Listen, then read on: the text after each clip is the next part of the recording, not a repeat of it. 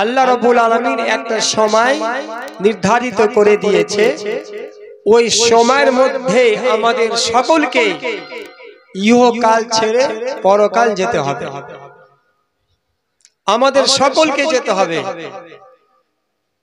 আবার কোন জায়গাতে আল্লাহ বলেন, কুল্লু মান আলাইহা ফানিউ ওয়া ইয়াবকা ওয়াজহু রাব্বিকা যুল জালালি ওয়াল ইকরাম। সমস্ত বস্তুকে, পৃথিবীর মধ্যে যাহা কিছু আছে সকলকে ধ্বংস হতে হবে, কেউ বেঁচে থাকবে না, অবশিষ্ট কেউ থাকবে না। শুধু অবশিষ্ট থাকবে মহান আল্লাহ পাকের রাত। আবার কোন জায়গাতে আল্লাহ বলছেন, কুল্লু নাফসিন যায়িকাতুল মাউত। সমস্ত আত্মাকে মওতের স্বাদ গ্রহণ করতে হবে। মওতের স্বাদের কথা যখন আল্লাহ বলছেন, তো নিশ্চয় স্বাদের মধ্যে পার্থক্য আছে। পার্থক্য আছে। তো মওতের স্বাদ আপনি কবে ভালো পাবেন? তরকারি রান্না করতে গিয়ে তরকারিতে আপনি যত মাই মশলা দিবেন ততই আপনার স্বাদ ভালো হবে। ততই কি হবে? স্বাদ ভালো হবে। আপনি লবণ দিলেন, হলুদ দিলেন না, হলুদ দিলেন, লঙ্কা দিলেন না, তাহলে তরকারির স্বাদ কিন্তু ভালো হবে না। আমার আল্লাহ বলেন, কুল্লু নাফসিন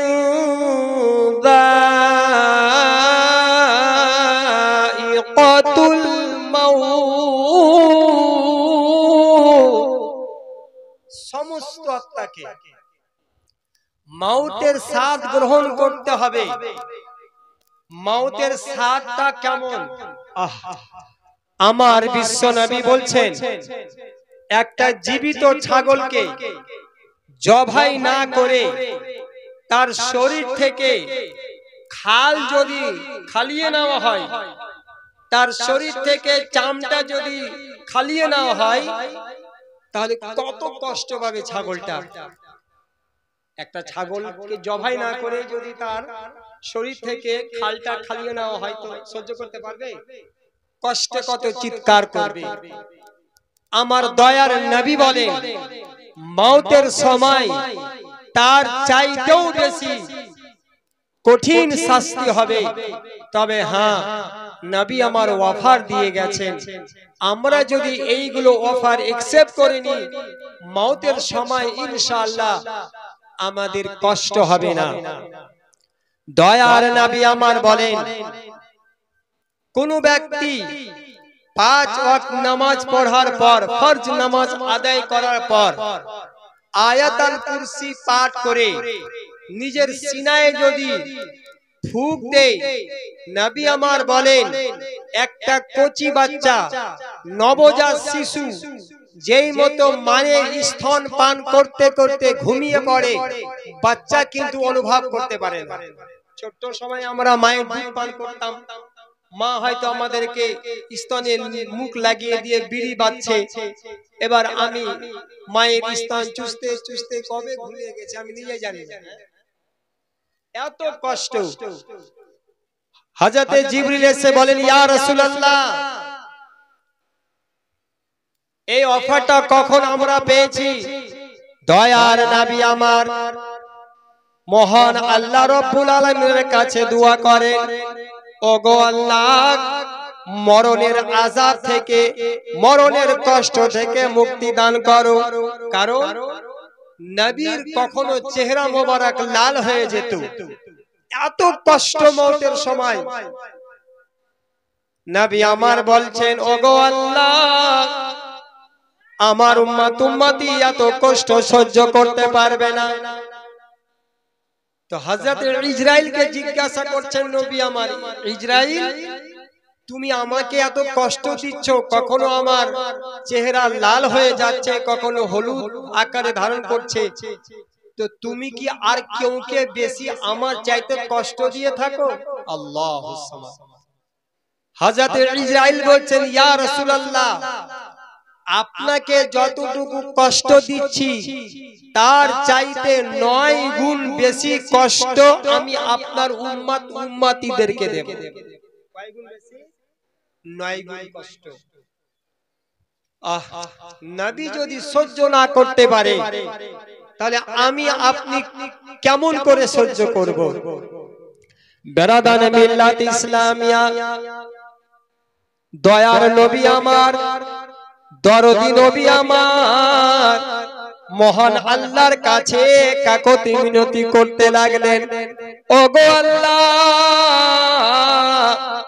আমার গুনাহগার উম্মতি তারা ব্যবসা বাণিজ্যতে মিথ্যা কথা বলবে, কখনো নামাজ পড়বে না, কখনো ওয়াদা খেলাপি করবে, আল্লাহ তারা গুনাহগার হবে। আমি যদি এত কষ্ট পাই তবে আমার উম্মতি কত কষ্ট পাবে। দরদি নবী আমার আল্লাহর কাছে কাঁদতে লাগলেন, ওগো আল্লাহ, সমস্ত উম্মতির কষ্ট আমাকে দিয়ে দাও, আমি নবী সহ্য করে নিব, আমার উম্মতিদেরকে কষ্ট হতে দেব না। আল্লাহ তুমি যত কষ্ট হবে আমাকে দিয়ে দাও, কিন্তু আমার উম্মতিদেরকে দিও না। কত নবী আমাদেরকে ভালোবাসেন আর আমরা আজকে নবীর সুন্নাত অনুযায়ী চলি না, নবীর কথা মেনে চলি না। নবীকে তো খুব ভালোবাসি, কিন্তু নবী যেটা বলছেন ওর উপরে আমরা আমল করি না। তো হযরতে ইসরাইল বলছেন, ইয়া রাসূলুল্লাহ, আপনাকে চিন্তিত হতে হবে না। নবী আমার বললেন, তাহলে কি করতে হবে? আমার নবীকে হযরত ইসরাইল বলছেন, ইয়া রাসূলুল্লাহ সাল্লাল্লাহু তাআলা আলাইহি ওয়াসাল্লাম, আপনার উম্মতি 5 ওয়াক্ত নামাজ আদায় করার পরে, ফরজ নামাজ আদায় করার পরে সিনাতে যদি আয়াতুল কুরসি পড়ে ফুঁক দিয়ে দেয় তাহলে তারা একটুও অনুভব করতে পারবে না। তো বেরাদানে মিল্লাত ইসলামিয়া, মওতের কষ্ট, ভীষণ কষ্ট আছে, কিন্তু আমরা অবহেলা করলাম, আমরা নামাজের দিকে এগিয়ে যাচ্ছি না, নবীর সুন্নাতের দিকে এগিয়ে যাচ্ছি না।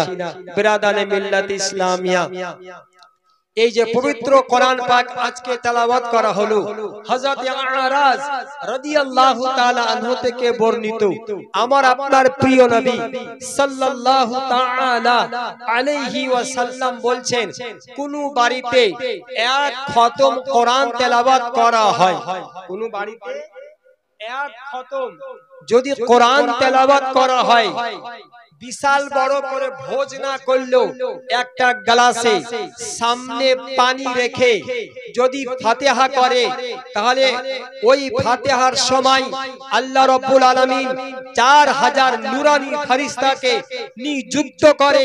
আল্লাহ বলবেন, এ আমার নূরানি ফেরেশতা যেই বাড়িতে কোরআন তেলাওয়াত করে খতম করা হয়েছে, ওই বাড়িতে আজকে মাইয়াতার জন্য দোয়া করা হচ্ছে। উলামায়ে কেরাম আমার দরবারে 2 হাত উত্তোলন করে দোয়া চাইছে। যখন তোমরা ওখানে যাবে তখন ওই আলেমের দোয়াতে তোমরা আমিন বলো, আমি আল্লাহ তোমরা নিষ্পাপ ফেরেশতা তোমাদের আমিনকে কবুল করে নিয়ে আমি ওই মাইয়াতের গুনাহকে maaf করে দেব, ওই মাইয়াতের গুনাহকে maaf করে দিবে।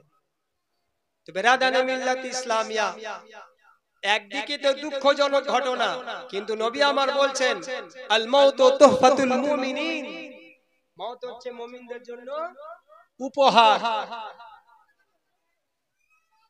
একটু গল্প কম করিয়েন, গল্প করিয়েন না, 5 মিনিট আর সহ্য করেন, ইনশাআল্লাহ আমি ছেড়ে দেব।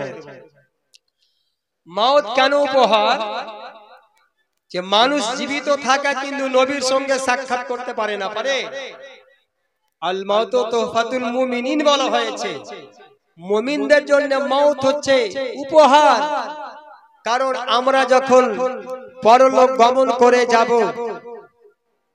আমাদেরকে যখন কবরে দফন করা হবে, আল্লাহুস সামাদ, আমরা দয়ার নবীকে দেখতে পাবো। এটা হচ্ছে আমাদের সবচেয়ে সৌভাগ্য। জোরে বলুন সুবহানাল্লাহ।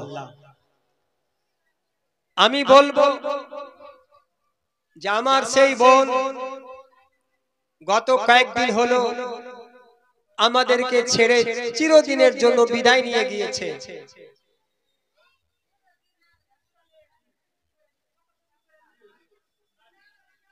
একই চলে একবার দর্শী বার করে আল্লাহুম্মা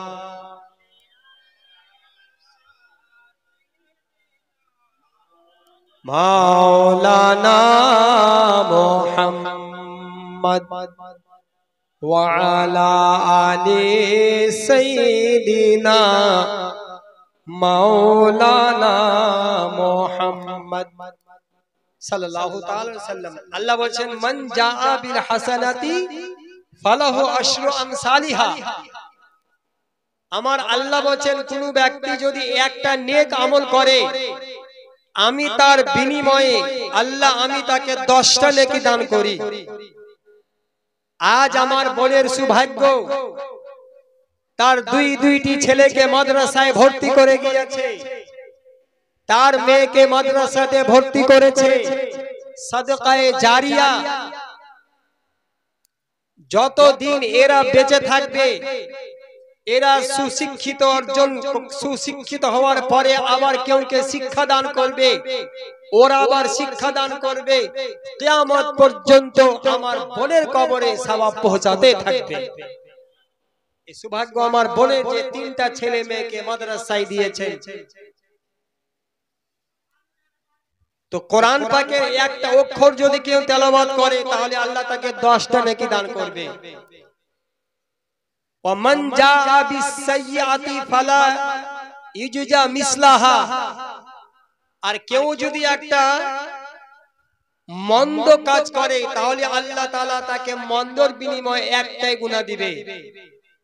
তাহলে আজ আমরা কোরআন খানি করলাম, আজ আমরা কোরআন তেলাওয়াত করলাম, আজ সমস্ত কোরআন তেলাওয়াতের নেকি, সমস্ত খাবারের নেকি, সমস্ত নেক আমলের নেকি আমার বোনের কবরে কিংবা আদম থেকে নিয়ে এই অবধি যত মুসলিম মুসলিমা ইহকাল ছেড়ে পরলোক গমন করে গেছেন সকলের জন্য দোয়া হবে। আর ইনশাআল্লাহ এখানে তোলবায়ে ইজামরা মহান আল্লাহর কাছে হাত তুলে দোয়া করবেন।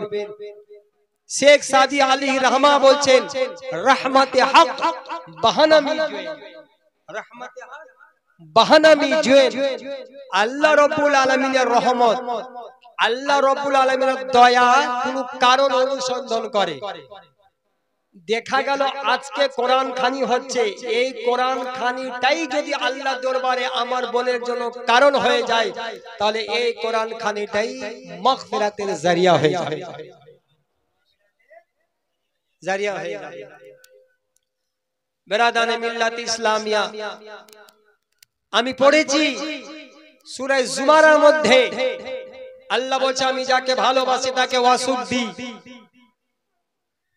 যাকে আমি আমার প্রিয় কিংবা প্রিয়া বান্দা মনে করি তাকে দুনিয়ার কষ্ট দেব, দুনিয়ার শান্তি দেব না, আমি তার দোয়া কবুল করব না। কারণ সে যখন আমাকে আল্লাহ বলে ডাকে তার আল্লাহ, তার মুখের আল্লাহটা আমাকে শুনতে খুব ভালো লাগে।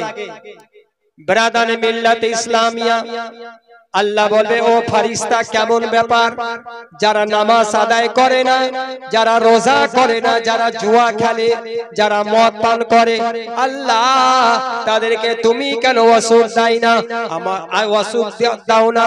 আল্লাহ বলবে ফেরেশতা যারা আমাকে কখনো ডাকে না আমি তাদেরকে বিপদ দিলাম, ডাকছে আমাকে তার ডাকটা শুনতে ভালো লাগে না। যার জন্য দেখবেন যার বেনামাজি একটা ওষুধ খেলে তার ভালো হয়ে যায়, আর যারা 5 ওয়াক্ত নামাজ পড়ে শরীয়তকে ফলো করে চলে দেখবেন তারা কখনো ভালো থাকে না। পেটের অসুখ আছে আবার আল্লাহ কোন জায়গাতে পা ভেঙে দিল, পা ভাঙা এখন আছে ভালোভাবে ভালো হয়নি আবার একটা দাঁত ভেঙে দিল। মানে যতই কষ্ট ততই আল্লাহর নাম নেবেন। আচ্ছা বলেন বাবু, সুখে কেউ আল্লাহর নাম নেয়? যত কষ্ট হবে ততই আল্লাহর নাম নিবে। তো মহান আল্লাহ বলে সূরা আম্বিয়ার মধ্যে মনে হচ্ছে আমি আয়াতটা ভুলে যাচ্ছি, আল্লাহ বলছে ওয়ালা নাবুলু ওয়ান্নাকুম বিশ-শাররি ওয়াল খাইরি ওয়াল ফিতনা, এই মতো আয়াতটা আছে। আল্লাহ বলছে আমি মানুষের পরীক্ষা নিই, আমি মানুষের পরীক্ষা নিই, কখনো কষ্ট দিয়ে, কখনো অর্থহীন করে। এ আমার বোনের কষ্ট পরীক্ষা আল্লাহ তাআলা নিয়েছে, ভালোভাবে পরীক্ষা নিয়েছে, অর্থ দিক দিয়েও পরীক্ষা নিয়েছে এবং কষ্ট দিক দিয়েও পরীক্ষা নিয়েছে। আল্লাহুস সামাদ, আমি হৃদয় থেকে দোয়া করব, আমি অন্তর থেকে আমার বোনের জন্য দোয়া করব। শনিবারে আমার সঙ্গে কথা বলল, বলে দাদা আমাকে আর ভালো লাগছে না, প্রায় 3:30 নাগাদ আমার সঙ্গে কথা বলল, দাদা আমি আর থাকতে পারছি না, দাতা বাবার যদি গুল থাকে তাহলে আপনি ম্যানেজ করে আমাকে দিন। আমি বললাম ঠিক আছে বোন, আমি দাতার বাবার দরবারে গুল তোমাকে দিতে যাচ্ছি, কিংবা তুমি তোমার ছেলেদেরকে পাঠিয়ে দাও। আল্লাহুস সামাদ। আল্লাহ বলেন ফাইদা জা আজলুহুম লা ইস্তাখিরুনা সাআতাও ওয়া লা ইস্তাকদিমুন, মানুষের কবে মরণ চলে আসবে কেউ জানে না ভাই। আমি রবিবারের দিন সুগারের কারণে শরীর চর্চা করি, মাঠে আমি শরীর চর্চা করতে গিয়েছি। পাকড়তলার আমার দাদি আমাকে ফোন করে বলছে, কান্না করে বলছে ভাই। আমি বললাম কি হলো দাদি? তো বলছে এ ফালা মালতী মারা গেল, ইন্না লিল্লাহি ওয়া ইন্না ইলাইহি রাজিউন। তাহলে আমার আর জীবিত মুখ দেখা হলো না, আমাকে তাকে মাটি দিতে আসতে হলো। তো আমি অন্তর থেকে তার জন্য দোয়া করব, আল্লাহ যেন তাকে জান্নাতুল ফিরদাউসে জায়গা দান করে। আর আমি দোয়া করব আমার দুই ভাগনার কারণে, আমার ভাগ্নির কারণে আল্লাহ রাব্বুল আলামিন তাদেরকে ধৈর্য ধারণ করার তৌফিক দান করে। হ্যাঁ, আমি বলছিলাম সূরা জুমারের মধ্যে আমার আল্লাহ রাব্বুল আলামিন বলছেন নবীর হাদিসে, আমার প্রিয় নবী বলছেন আল্লাহ যাকে ভালোবাসে তাকে ওয়াসুদ দেয়, ওই ওয়াসুদটা যদি সে সহ্য করে নেই, সমস্ত আপদ বিপদকে যদি সহ্য করে নেই, আল্লাহ রাব্বুল আলামিন বলছেন আমি ওই বান্দাকে, আমি ওই বান্দিকে বিনা হিসাবে তাকে জান্নাতে পাঠাবো, বিনা হিসাবে তাকে জান্নাতে পাঠাবো। এটা আমার দীর্ঘ বিশ্বাস। আমার মালতীগণ যা কষ্ট করেছে একমাত্র আল্লাহর পরীক্ষা ছাড়া কিছু নাই। তার এত বড় পরীক্ষা, তার স্বামী দুনিয়া থেকে পরলোক গমন করে গেছে। আল্লাহ রাব্বুল আলামিন বলে আল্লাহ রাব্বুল আলামিন বলে ওয়ালা নাবলুওয়ান্নাকুম বিশাইয়্যিন মিনাল খাউফি ওয়াল জু ওয়া নাকসিম মিনাল আমওয়ালি ওয়াল আনফুসি ওয়াস সামারাত। আল্লাহ রাব্বুল আলামিন নানা রকম দিয়ে কষ্ট নেওয়ার পরে সমস্ত কষ্টকে যখন সহ্য করে নিবে, আল্লাহর ফেরেশতাকে আল্লাহ বলে ওয়াবাশশিরিস সাবিরিন, তাদের জন্য সুসংবাদ দিয়ে দাও যারা আমার সমস্ত কষ্টকে সহ্য করে নিল। আমরা হয়তো ভাবতে পারি না, আমরা মনে করছি কষ্ট হচ্ছে দুনিয়াতে, কিন্তু না, আল্লাহ যাকে যতই ভালোবাসবে আল্লাহ তাকে তাতেই কষ্ট দিবে। কারণ যে সে যদি তাকে যদি আল্লাহ ভালো করে দেয় তাহলে আল্লাহর নাম নিবে না, আর আল্লাহ বলবে দেখছো আমি আমার বান্দাকে ভালো করে দিলাম তো আমার নাম নিচ্ছে না, না আমি তাকে ভালো করব। তো বেরাদারে মিল্লাত ইসলামিয়া, আল্লাহ রাব্বুল আলামিনের দরবারে আমরা যতই শুকরিয়া করি না কেন আমাদের শুকরিয়া কম। বেরাদারে মিল্লাত ইসলামিয়া, আমার নবী বলছেন মানুষ যখন মরে যায় তার সমস্ত আমল বন্ধ হয়ে যায়।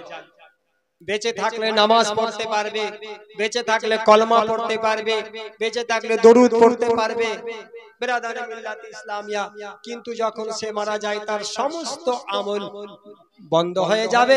3টা আমল বন্ধ হবে না, তার মধ্যে একটা হচ্ছে ছেলে মেয়েকে সালেহ ছেড়ে যাওয়া। আর দুনিয়াবি হিসাবে আমার মনে হয় আমার ভাগ্নি এবং ভাগনা এরা তিনজনই সালেহ আছে, আর নিশ্চয় এরা যদি দুনিয়াতে নেক আমল করে, নবীর হাদিস অনুযায়ী এই নেক আমলগুলো তার মায়ের কবরে পৌঁছাবে, আর তার মাকে মহান আল্লাহ রাব্বুল আলামিন এই নেকির বিনিময়ে জান্নাত দান করবে। আমি আয়াত পড়েছিলাম ফাইদা জা আজালুহু